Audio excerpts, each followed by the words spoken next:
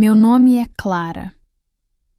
Desde cedo aprendi que a voz de uma menina não tem valor em casa.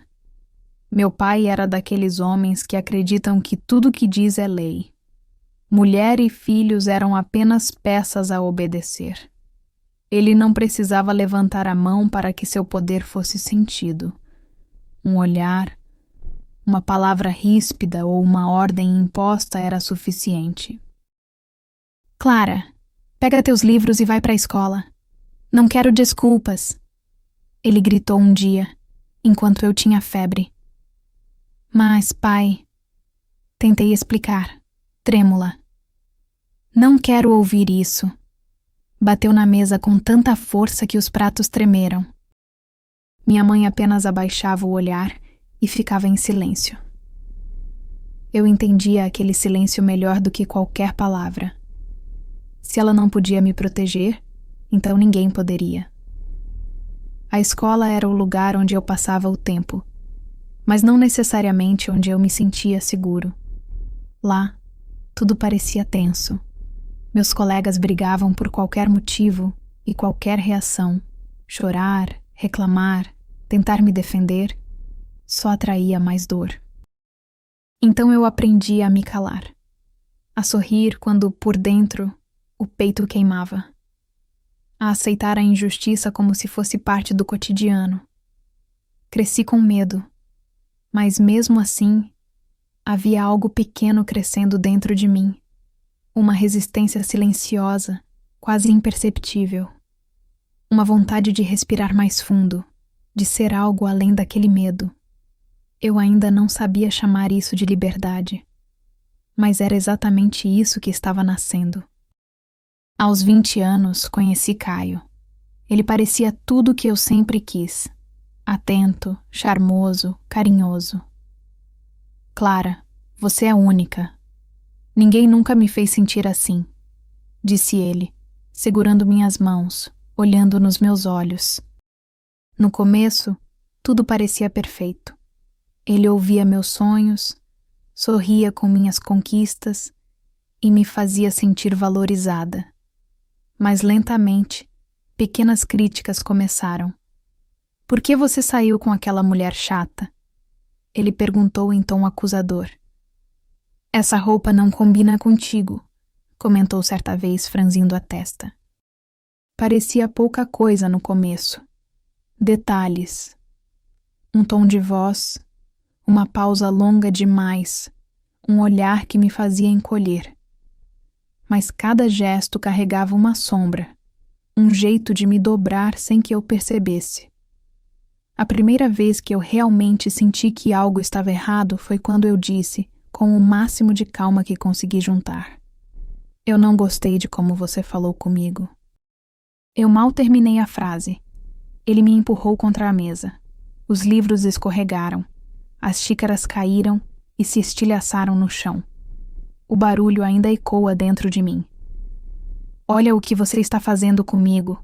Você sempre faz isso para me provocar. Ele gritou, o rosto tão perto do meu que eu podia sentir a respiração quente, pesada, cheia de fúria. Meu coração disparou. Minhas mãos começaram a tremer. Senti meu corpo inteiro entrar em alerta, como se eu precisasse fugir de um lugar em que eu ainda estava presa. Naquele instante, o encanto se quebrou. A doçura, o cuidado, o carinho, tudo desabou junto com os cacos no chão. Eu entendi finalmente que o sorriso dele não era uma janela, era uma máscara. E por trás dela, havia algo que queria me ferir. Caio não precisava de álcool para ser cruel. A maldade dele era sóbria, era constante, silenciosa, calculada. Cada palavra parecia pensada para me diminuir um pouco mais, como se ele estivesse moldando o meu tamanho pela força. Eu trabalhava como caixa de supermercado. Passava o dia ouvindo o bip das mercadorias, sorrindo para desconhecidos, dizendo bom dia, débito ou crédito. Tenha uma boa tarde. Era um lugar onde eu podia respirar um pouco, mesmo que fosse só por alguns minutos entre um cliente e outro. Mas mesmo ali, eu precisava olhar o celular escondido, porque se ele ligasse e eu demorasse a atender, quando eu chegasse em casa, a porta já me recebia como ameaça. Ele controlava meus horários, minhas roupas, meu silêncio. Se eu chegava 5 minutos mais tarde por causa do ônibus, ele não perguntava, ele acusava. Você acha que eu nasci ontem? A voz dele baixa, firme. Você acha que eu não vejo? Estudar era algo que eu desejava em segredo, quase como quem esconde um vício bonito, mas para ele, isso era perda de tempo. Você devia agradecer por ter um emprego. Não inventa moda. Eu não podia sair sozinha sem virar motivo de discussão. Se eu dizia que minha família queria me ver... Engraçado, né? Só te procuram quando querem saber da nossa vida. As colegas do trabalho às vezes trocavam olhares entre si quando me viam calada demais, ou quando eu dizia, não posso ir, ele não gosta. Elas desconfiavam, mas ninguém sabia a gravidade, ninguém via o cativeiro sem paredes. E havia momentos que surgiam do nada, no meio do silêncio, no meio de um domingo qualquer. Por que você está me olhando assim? Ele perguntava, a voz baixa, o tipo de baixa que não precisa aumentar o volume para ferir. Eu...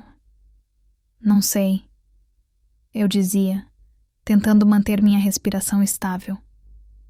Ele se aproximava devagar, como quem saboreia o medo do outro. Você sempre sabe. Não tenta me provocar. Eu sentia minhas mãos tremerem antes mesmo de perceber que eu estava com medo. O corpo aprendia antes da mente. Cada dia era um jogo de sobrevivência. Eu lia seu humor na forma como ele fechava uma gaveta, em como ele suspirava antes de falar, no jeito como seus passos ecoavam pela casa.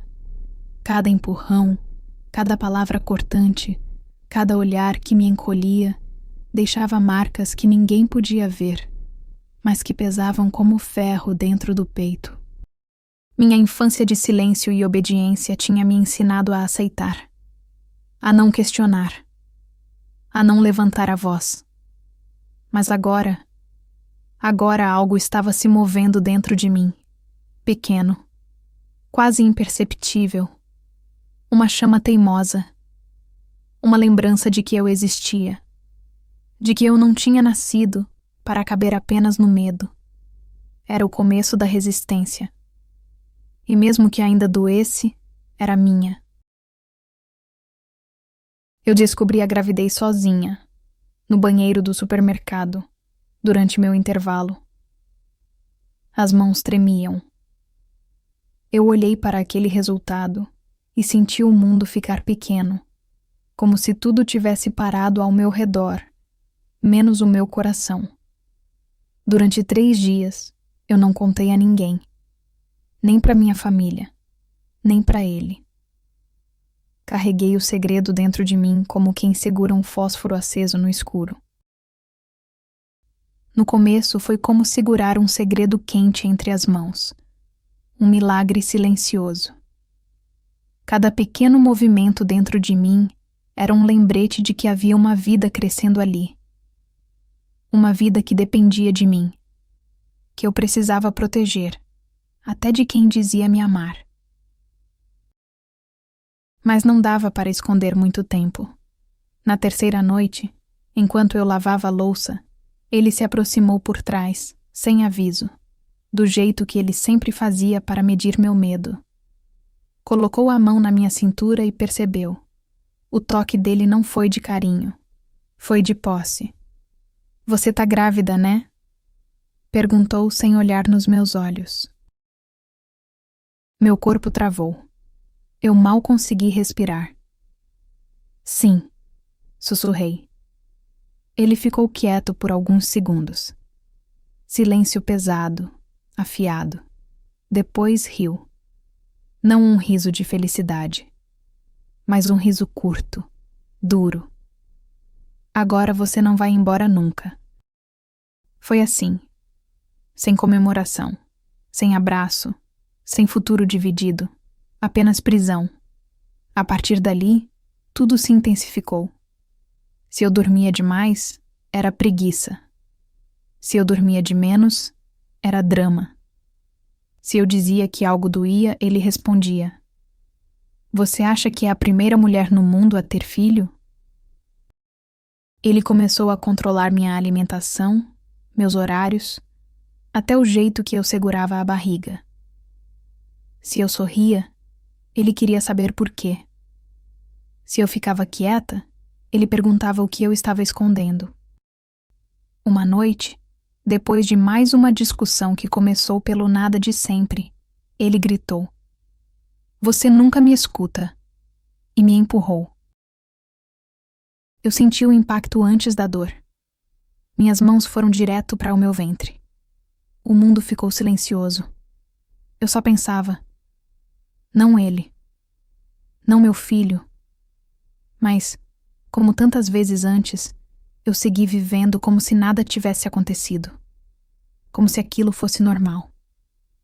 No dia seguinte, no supermercado, enquanto eu passava compras, uma colega percebeu um roxo no meu braço. Aquelas marcas que a gente tenta esconder, mas o corpo sempre conta.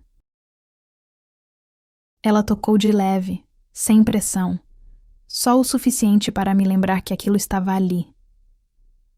O que aconteceu aqui? Perguntou baixinho, como quem oferece abrigo.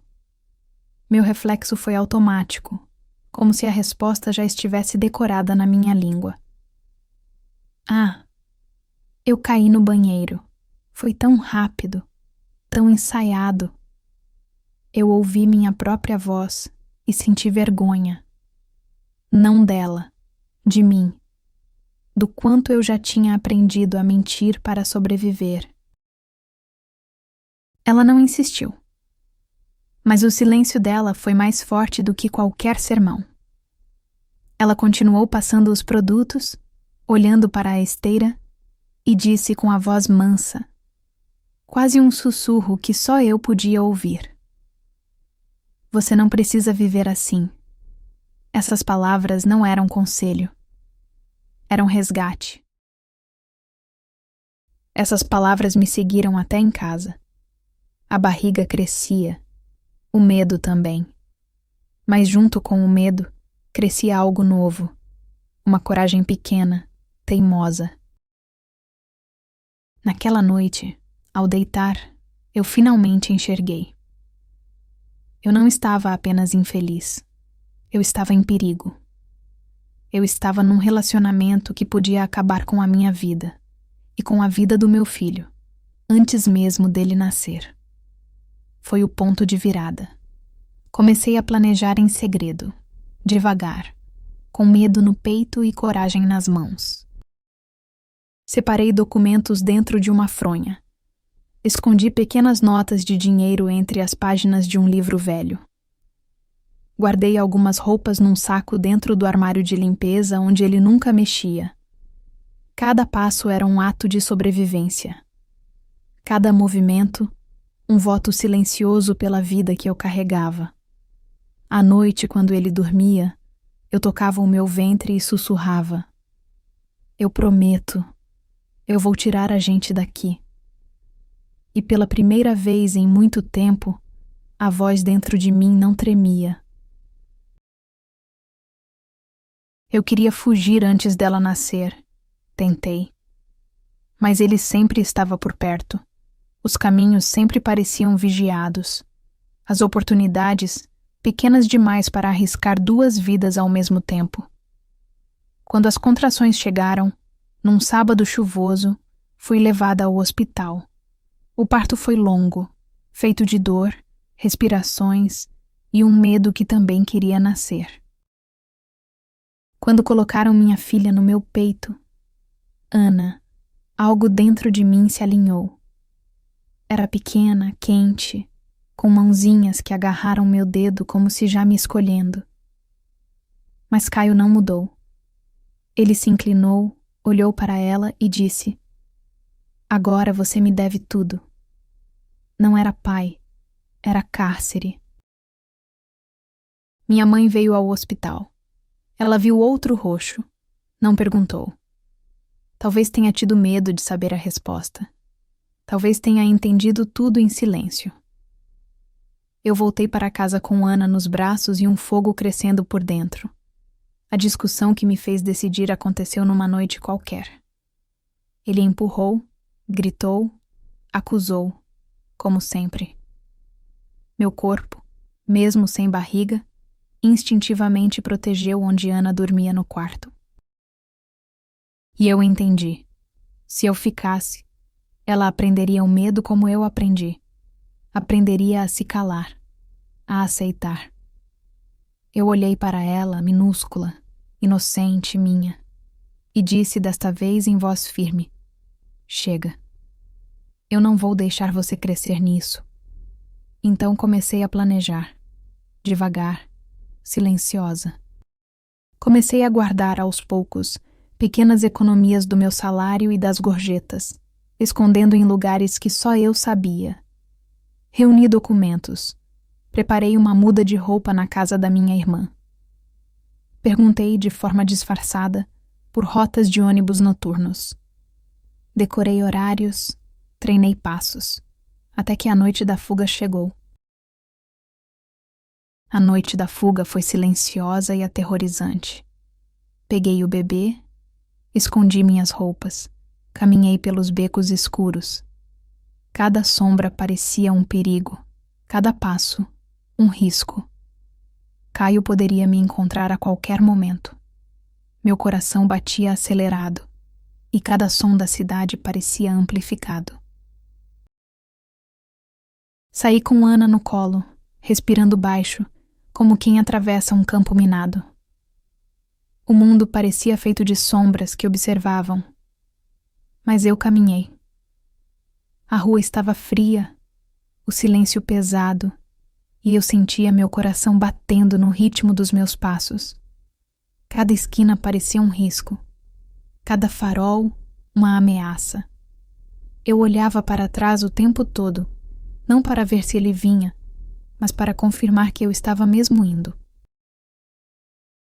Quando cheguei à casa da minha irmã, bati na porta devagar, com medo até do som. Ela abriu rápido, como se já estivesse esperando. Seu olhar percorreu meu rosto, depois Ana, depois meu rosto de novo. E ela entendeu tudo sem que eu dissesse uma palavra. Entra, ela disse, sem pedir explicações. Ela me puxou para dentro com cuidado, como quem recolhe algo quebrado sem deixar cair mais pedaços. Me deu um cobertor, me ajeitou no sofá, enquanto eu ainda tremia, não de frio, mas do terror que demoraria para ir embora. Ana dormia no meu peito, tranquila, respirando leve. E naquele silêncio cheio de respirações pequenas, minha irmã colocou a mão sobre a minha e disse, num sussurro firme: você fez o certo. E pela primeira vez em muito tempo, eu acreditei. Eu não estava fugindo porque era fraca. Eu estava saindo porque finalmente tinha encontrado forças suficientes. Eu estava escolhendo vida, para mim e para Ana. Comecei a reconstruir minha vida devagar, quase em silêncio. Ainda na casa da minha irmã, eu mal dormia. Qualquer barulho na rua fazia meu corpo enrijecer. Mas mesmo com o medo, algo novo começou a nascer em mim. Vontade. Caio tentou me procurar, mandou mensagens, apareceu perto do trabalho antigo, perguntou por mim.